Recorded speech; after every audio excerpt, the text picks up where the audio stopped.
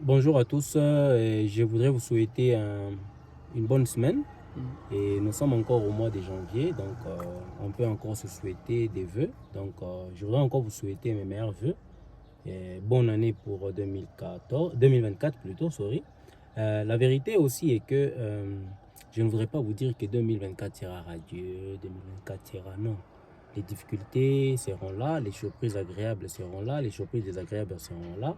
Mais seulement ce que je peux vous démontrer, quel que soit, peu importe les difficultés que nous allons rencontrer dans cette année, en tout cas ne baissons pas les bras, continuons à travailler.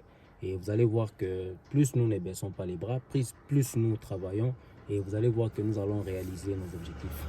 Je voudrais venir ce matin à propos de... J'ai vu des messages de soutien envers ces candidats-là qu'on a invalidés par la CENI pour la fraude. Écoutez, nous devons être sérieux avec nous-mêmes.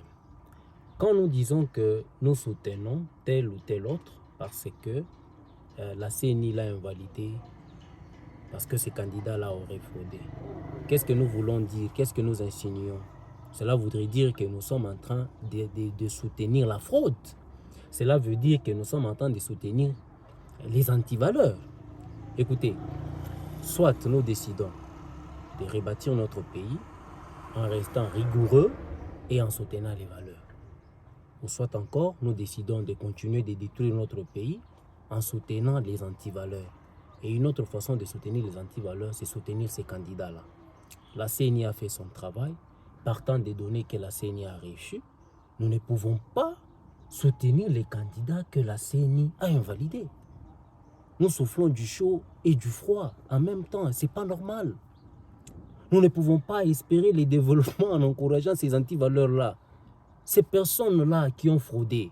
Moi, je parle aussi parce que j'ai été aussi candidat. Je pouvais aussi frauder, non? Pourquoi est-ce que je n'ai pas fraudé? J'ai décidé de gagner ou perdre honnêtement. Aujourd'hui, notre société souffre parce qu'elle a été remplie par des gens qui ne convenaient pas.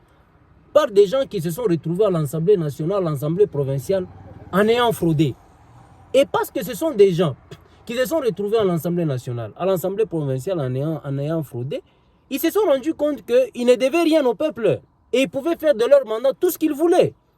Nous voulons aujourd'hui avoir une société où les gens vont se retrouver au Parlement parce que le peuple les a mandatés, le peuple les a envoyés. Et comme vous le savez, l'Assemblée nationale, c'est la base. C'est la base et c'est dans laquelle où sortent, c'est au sein de laquelle plutôt, je voulais dire, où tout ce que nous avons comme classe politique peut ressortir. C'est-à-dire, si nous avons une bonne Assemblée nationale aujourd'hui, nous avons des belles assemblées provinciales aujourd'hui, rassurez-vous que nous aurons des bons députés, nous aurons des bons politiciens. Mais qu'est-ce que nous avons fait pendant toutes ces années? Nous avons eu des assemblées nationales constituées des gens, des fraudeurs. Et parce que c'était constitué des gens des fraudeurs, aujourd'hui, vous avez des ministres en fonction qui fraudent. Vous avez des sénateurs en fonction qui fraudent. Vous avez des mandataires en fonction qui fraudent. Vous avez même des députés qui fraudent. Et une société comme ça, ce n'est pas une société qui